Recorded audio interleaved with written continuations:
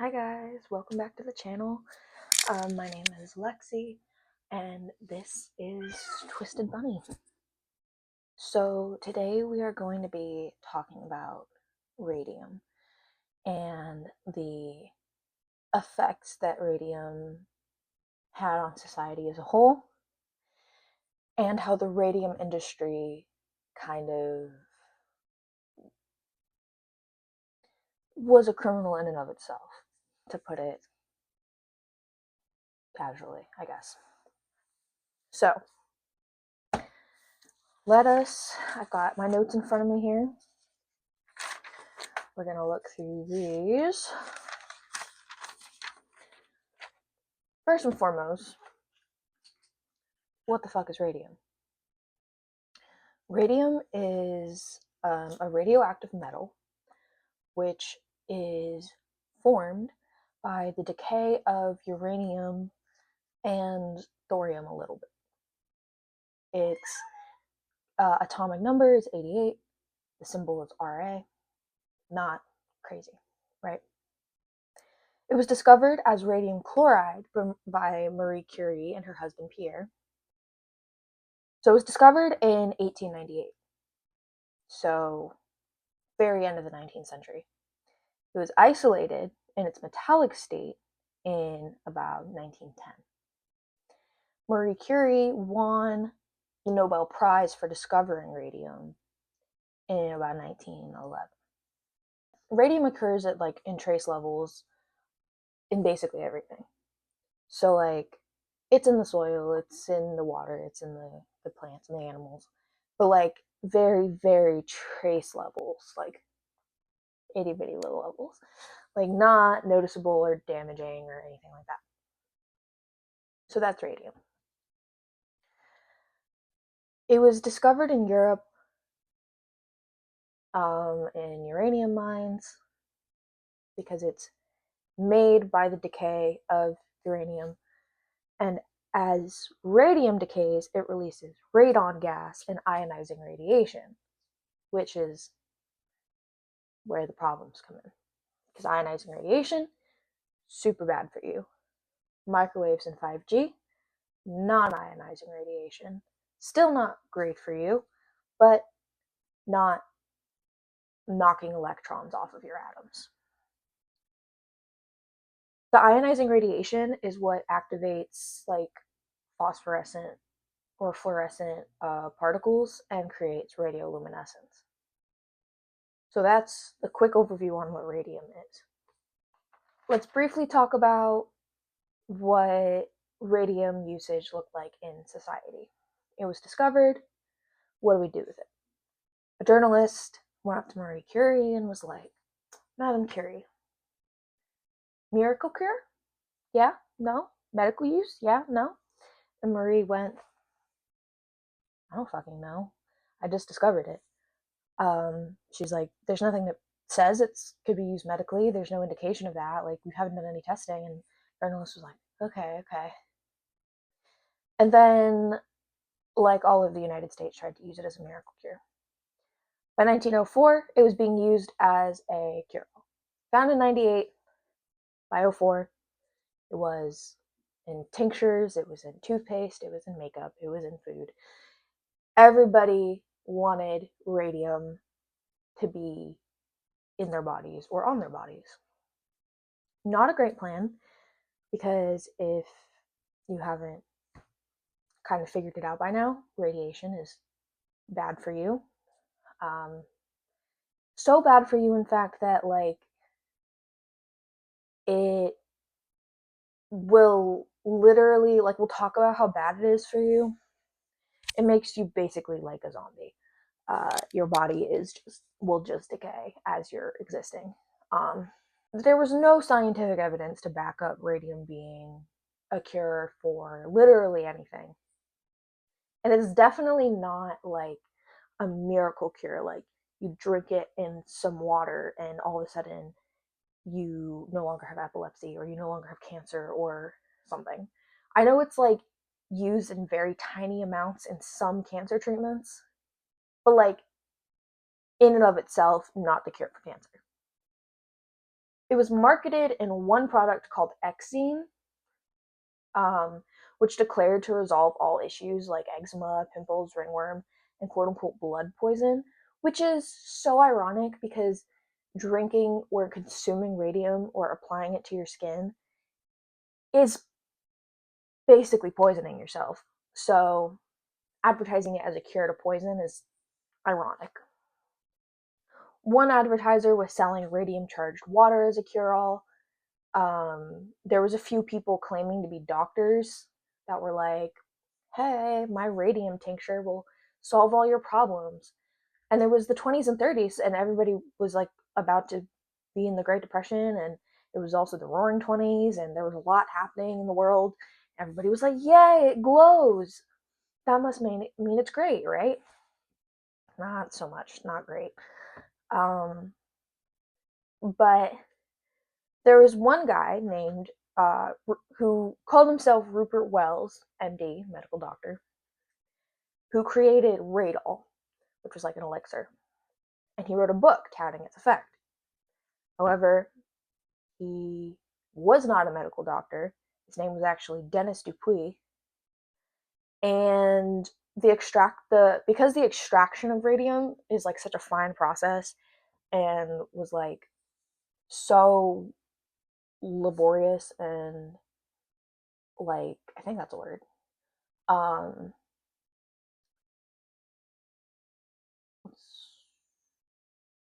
and it was like a crazy thing. It was very expensive to extract it.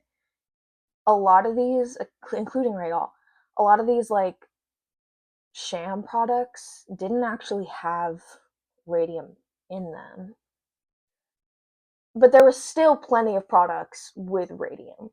So like, Dennis Dupuy's stuff didn't have radium in it probably, but there was radium in chocolate. There was radium in toothpaste. They were putting it in makeup products. It was literally in everything, like from toiletries to literal food.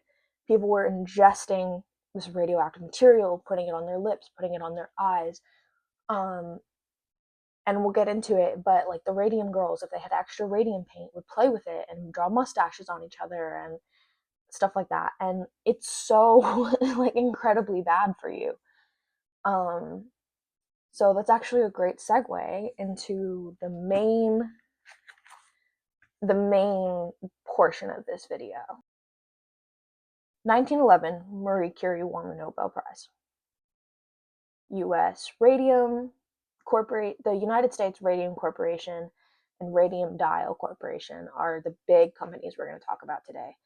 And they're the ones that essentially murdered a large portion of women in the United States because of their criminal negligence and also them knowingly giving radioactive material to their employees without proper safety materials and encouraged them to ingest it. When we're talking about radium or radiation, it occurs when an element is unstable. So as it decays, it breaks in ways that like isn't meant to happen.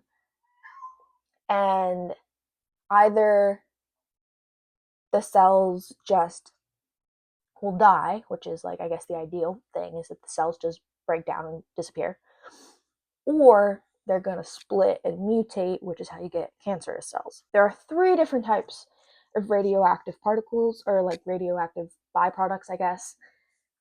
And radium has all 3. There's alpha particles, which is basically helium without electrons. There's beta particles, which is just the loose electrons. And then there's gamma rays, which is a high energy light that can pass through pretty much anything besides like feet of concrete or like a foot-ish of lead. When they enter the body, like when gamma rays enter the body, they knock electrons off of the atoms, which is the ionizing radiation. Also, bananas emit radiation, like on very trace levels, like not damaging levels, but like bananas are radioactive. So like there are things that are radioactive in life that are like it's just fine because it doesn't really affect the human body. But radium emits all 3 of the harmful byproducts of radioactive material, and it's super not good for you. 1915, undark paint is created, and USRC, the United States Radium Company, is founded by Dr. Sabin von. The video that I watched said it was Sochosky, but it's spelled Sochocky. So we're gonna go with Sochosky because I assume that the guy in the video like knew what it was, but whatever. So Dr. Sochosky made Undark paint. Undark is a 10 out of 10 name for glow in the dark paint. Love that. It's very Alice in Wonderland coded, very unbirthday type. So Undark paint was created, USRC was founded, and they started to work with watch companies in New Jersey. This is a New Jersey-based company, which is near and dear to home. I live in Philly and spent a lot of time in New Jersey. The dangers of radiation were like a scientific interest, but it wasn't like widespread yet. Like radioactive material and radiation was only like just kind of reaching its prime. X-rays had been a thing for a bit, but they were like just testing the effects of X-rays on like rats, and like it just found out that like the type of X-rays they were using were giving the rats cancer. But like that's beside the point. We're talking about radium. So it was kind of like yeah, radiation was dangerous, but like it wasn't a huge thing. Like scientists knew it was dangerous. Like people who studied it knew it was dangerous. The general public had no idea, and it wasn't like widely publicized. When Dr. von Sochosky visited the dial painters in New Jersey at one point, he saw, who she'll come back up later, Grace Fryer, saw her using a lip pointing method where they would take a paintbrush and put it in their mouth. And because they were camel hair paintbrushes and there was like too many bristles, I guess, the paintbrush would kind of like flare out. And instead of like using a tissue to pinch it or something like that, they were taught to put the paintbrush in their mouth and like go like that, and it would point the paintbrush. He saw her do this and was like, hey, don't do that, it'll make you sick, but didn't explain why. So she went to upper management and was like, hey, Von Sochosky just told me lip pointing is gonna make me sick. And they were like, it's fine. It's just the guy that invented the paint and founded the company, but it's fine. Keep doing what you're doing. So she did. Radium was treated as this like miracle substance. Everybody loved that it glowed, and it was especially big on watches because there wasn't like LED lights yet. So everybody was like, "Let's put it on watches so you can see your watch in the dark." It's pretty sick. I would love to have a radium watch at some point. It's going to be in a box and never touched, but it would be cool. Dial painters at both USRC and Radium Dial, which we'll talk about in like the second half of this portion, or taught lip painting, told it was complete, or lip pointing, taught it was completely safe, and they even used the extra paint to play around. Lab staff, so the dial painters were mostly women, and the lab staff was mostly men. Lab staff who were making the radium paint and working with the radium were given like full protective gear and full laboratory equipment. The painters were not. They were just like in work clothes and they're just in like an unventilated room full of like, because the radium paint was made like radium dust mixed with something else, so there was just radium dust in the air. And it, because it was so fresh and new, it wasn't regulated in the workplace. So these companies were kind of able to do like literally anything with it. And like they were able to have one part of their staff protected from this substance and the other part of their staff literally eating it over 100 times a day. So the first symptoms of radium necrosis would show up in the teeth and the jaw because you're putting it in your mouth. girls would complain about toothaches and jaw pain and sores, and they would go to their dentist, and their dentist would just pull the affected tooth out, and then another tooth would start to hurt, so they'd have to pull that one out. And so the girls would just be missing all of these teeth, or their jaws would start to hurt. One dentist literally was touching a girl's jawbone, and it fell out, like a piece of it fell out of her face, which is gnarly and gruesome. By 1922, Molly Maggia was the first Radium girl to die, but her death was listed as syphilis, even though the Radium company was pretty sure that radium was the cause of her death. Companies were actually warned by scientists and given solutions to these problems. Hey, here's another alternative to lip pointing. Here's a way that you can protect the girls. And they decided not to do anything with it because it wasn't profitable.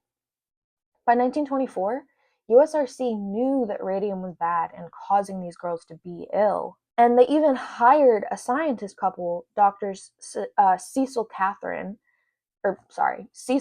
and Catherine Drinker, to do a study on radium to see if it was a problem.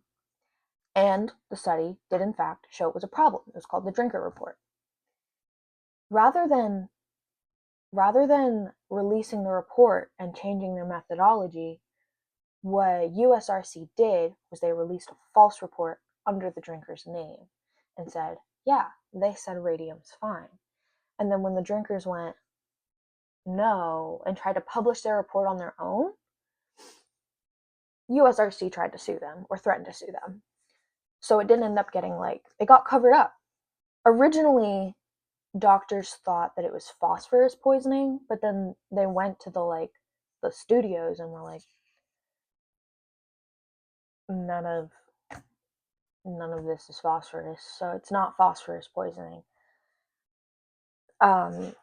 We'll get to this later, but a crazy tidbit is that one of the Illinois girls, the Radium Dial girls, quite literally saw her skeleton glowing, which is wild, because radium acts a lot like calcium, and the body, when it's ingested, mistakes it for calcium. So it sends it straight to your bones. So their bones were literally rotting and decaying inside their bodies. They would lose inches off of their leg. They would lose their legs. They wouldn't be able to walk anymore. Their arms, their jaws would literally fall out. There's images and drawings of these women with their jaw completely removed because the radium basically just destroys it. It just goes in there and it eats it all away. And it decays very slowly. So it's a cumulative process. So it takes place over years. We'll get to that too. Don't worry. I have lots of notes on this. So the USRC girls were sent when they would go to management and go, oh, my teeth are hurting, my jaw's hurting, my bones are hurting. What's the deal here? Is this because of the radium? Whatever. They were sent to Frederick Flynn, who they were told was an independent contracted doctor, a medical doctor who would help them. He would give them clean bills of health or go it's an STD, you're fine. Realistically, Frederick Flynn had a PhD in philosophy. And the irony is unmatched. What do you mean you literally have a degree in discussing the philosophy of things, and you're scamming these young girls, people who worked in radium? They were teenage girls and young women worked in radium, and you're telling these essentially children and very young women that they aren't dying, even though you know for a fact that they are. It's crazy. It's crazy. By 1925, the MJ Consumers League gets involved. It's like a union, sort of. And they start looking into it. They start looking into radium necrosis specifically. Dr. Harrison Martland exhumed Miss Maggia's corpse and tested it for radiation and found it to be super radioactive, like so radioactive. And actually, Dr. von Sahoski worked with Dr. Martlin in the beginning and were testing the girls' breath for radon and found the girls to be so radioactive. They were all so radioactive. And in 1927, 5 women tried to sue USRC to go, you guys know that the radium is killing us, and yet you keep doing it. Because whenever the Radium Girls would leave their positions, new ones who were excited about the glory and the anticipation of being a Radium Girl would just fill that position, and they'd go, hey, is it okay to put this paint in my mouth? And the company would go, yes, please put this paint in your mouth. It's so good for you. And they would go, okay, cool. And then they would stick radium in their mouth literally all day. So Quinta McDonald, Edna Hussman, Albina Larice, which is a beautiful name, Catherine Schaub, and Grace Fryer came back, file against USRC in 1927 in New Jersey with their lawyer Raymond Berry. By 1926, or in 1926, Fryer and the others had actually tried to get radium necrosis added to the list of workers' comp illnesses in the workers' comp book, and succeeded in getting the law passed. And USRC didn't push back against this law because the way it was worded allowed them to get away with basically anything. So you couldn't apply the law retroactively, and because a lot of these women were already sick before the law was passed, they couldn't use it to their favor. Plus, there was a 5-month statute of limitations from like the point of contracting the illness and when you could sue. But radium necrosis and radium poisoning didn't show up for like at least a year, because like I said before, it's cumulative.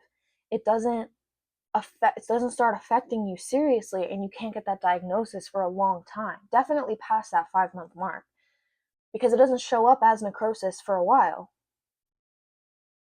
So basically the USRC was like, sure, you can add this to the workers' comp list, but like you can't do anything about it.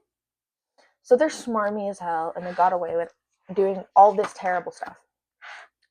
Lawyer Barry here argued against the workers' comp law and was like, guys, common sense. Just look at the symptoms, or like the progression of this illness. It doesn't show up in 5 months. You need to change the pattern. And it doesn't make sense. It like you don't know until too late.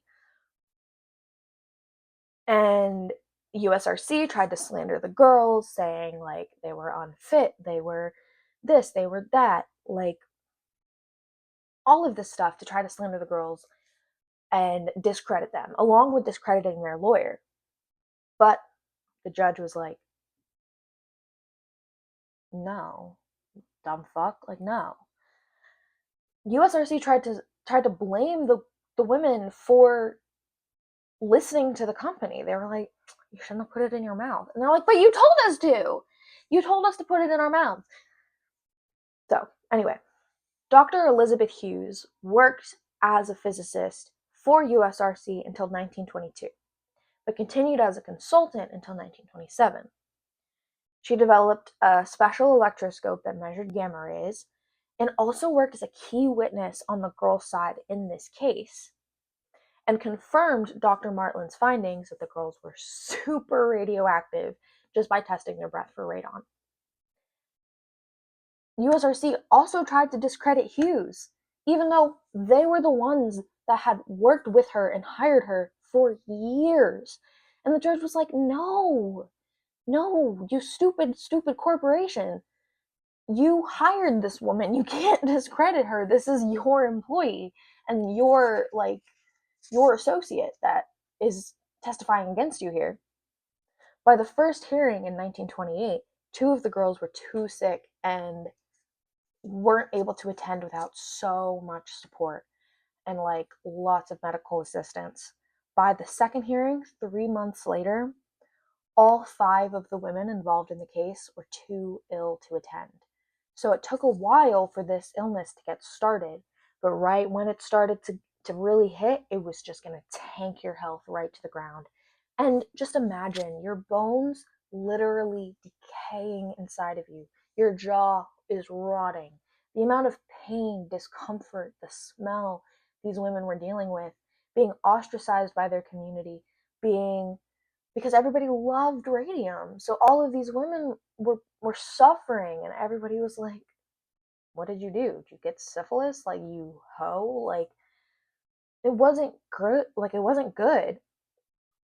USRC tried to stall the case over and over and over again, hoping that these women would die before they could complete the case.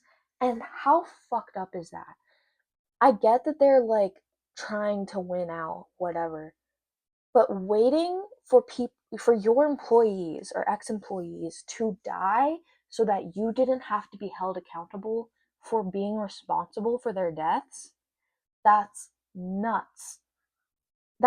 It's like, it's so upsetting, and it pisses me off to no point. Corporations have been bad and always been bad.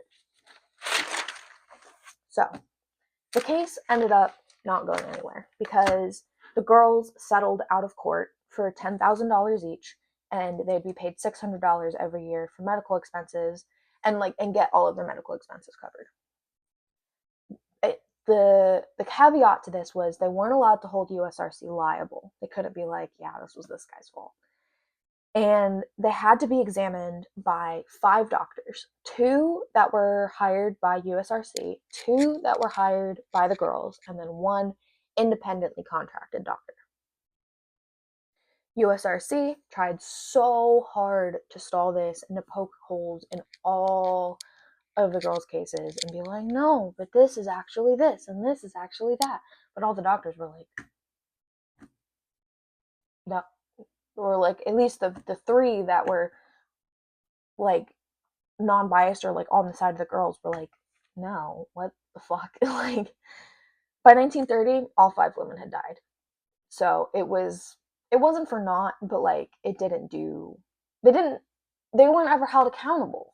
So like, the women got their payout, and I understand why they took these payments rather than trying to settle in court, because legal fees are expensive.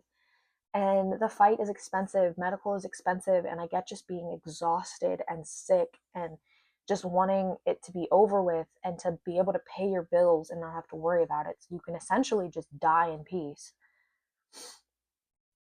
USRC refused to take any responsibility for the girls' deaths or their illnesses. And the USRC president actually said, this is a quote, "We unfortunately gave work to a great many people who are physically unfit to procure employment in other lines of industry. Cripples and persons similarly incapacitated were engaged. What was then considered an act of kindness on our part has since been turned against us." What? You literally are saying you hired these people as they were sick. You're like, oh, they were so sick, and it was so nice of us to hire them because they were super unfit to work. Like, they were just unwell, like, members of society, and we, out of the kindness of our hearts, we gave them jobs, and they slandered us. Bitch, shut the fuck up. You literally hired these young teenage girls and said, stick this radioactive paint in your mouth, and they went, is it okay to stick radioactive paint in our mouths? And they went, yeah, but we'll give you a cup of water so you can rinse your paintbrush off. But that's not how radium works, and it stays in the brush. And then if you're dipping the radium brush in the water all day, it's just going to get more radium on it, because now it's radium water in an unventilated room full of radium powder. They're just inhaling and breathing and living in radioactive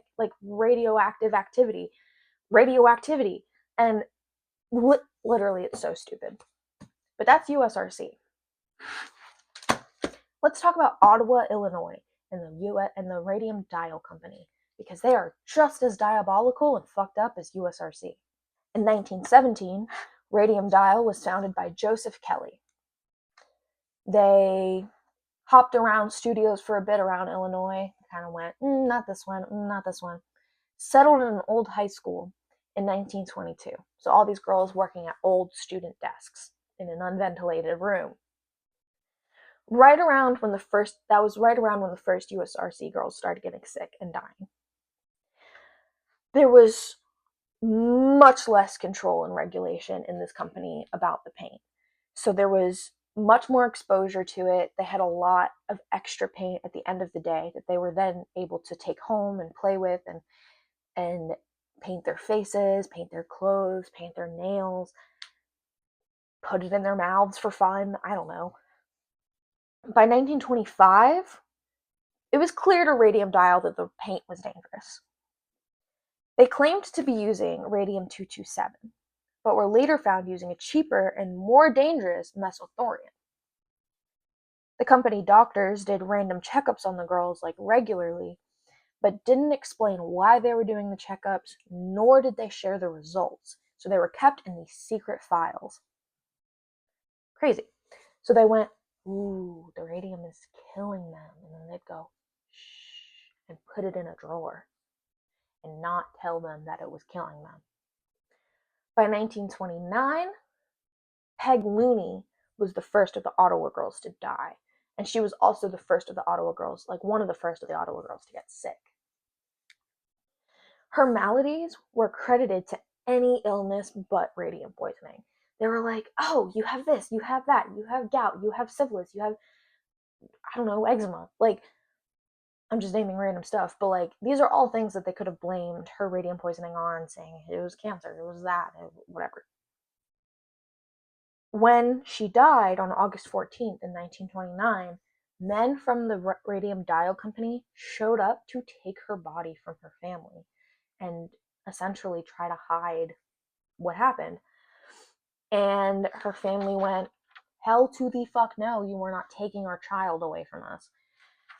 So later, a little bit later, Radium Dial offered an autopsy, and the family was like, yes, but our doctor has to be there. So they were like, oh, fine, whatever, your doctor can be there. And then they conducted the autopsy without waiting for the doctor to get there. So by the time he showed up, Radium Dial had already done the autopsy, and they literally stole part of Peg Looney's jaw. They took a piece, they took her whole jaw, and took it with them.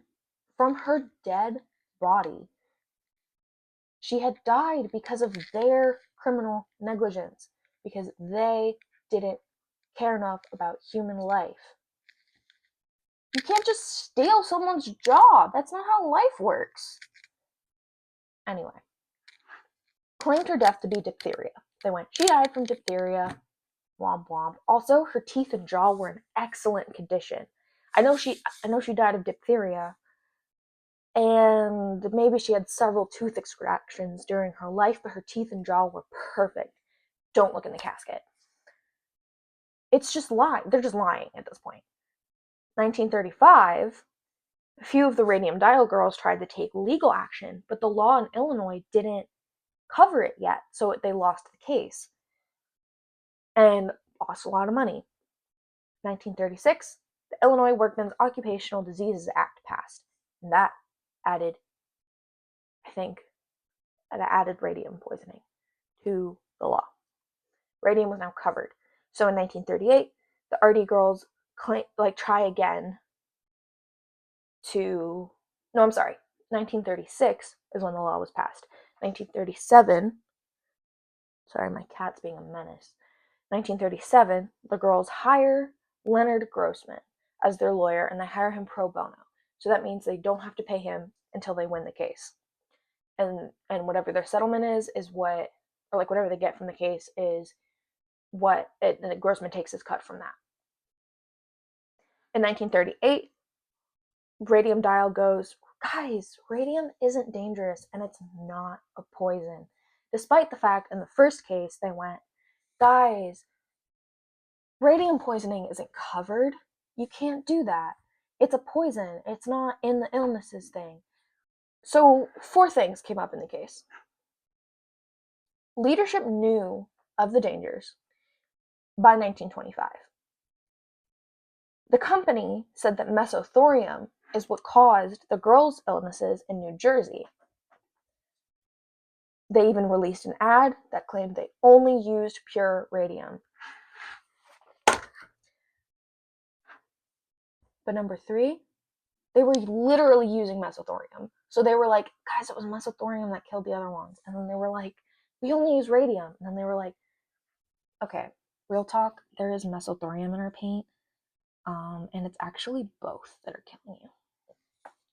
So the girls got $10,000 in total to be split between 6 people, which was not a lot of money because they had lost a bunch of money in their last legal case, and part of it had to go to the lawyer.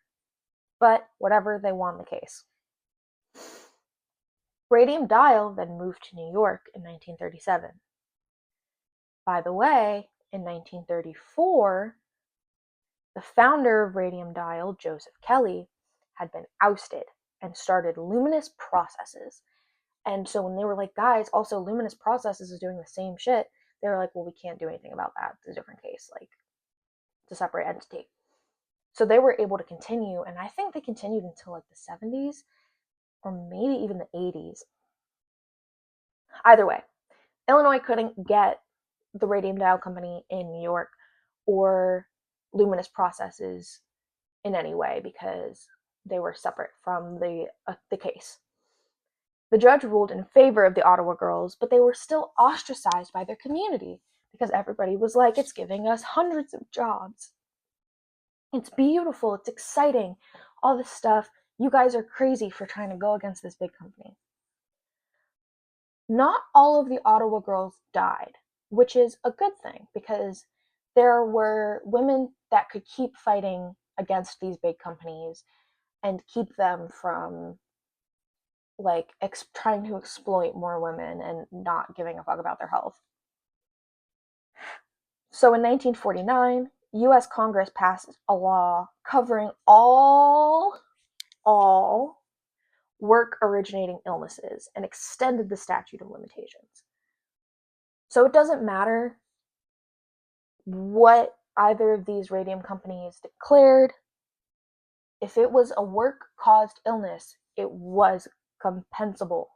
Compensable. Thanks to the Radium Girls, many studies were done and many safety practices took place to ensure worker safety when working with radioactive materials, including like a lot of like radioactive projects going forward required so much radioactive safety because of the Radium Girls. Like the Manhattan Project, a huge amount of the safety protocols that were put into place for the Manhattan Project were largely in part due to the Radium Girls. So their valiant sacrifice, well, they didn't really have an option but to sacrifice, but their willingness to fight and go, guys, this is fucked up. These companies know that it's killing you and they're not doing anything about it. And they're just encouraging you that it's safe and just outright lying. Not even lying, but they are covering it up. They are brushing it under the rug. They're putting the skeletons in the closet. So while lots of women and lots of girls died, and even people who were exposed to the Radium Girls died or got sick because of how radioactive these people were. Like one of the Radium Girls' sisters, I think, got radiation poisoning because she shared a bed with her sister and was sleeping next to her every night and got sick because of it. So while progress has been made and safety implications, like safety is now in place, there's protocol, and especially now it's even more like lockdown, like chemical protocol is like so like crazy off the roof. These companies were never held responsible for their actions. The executive of these companies were never held responsible for these actions.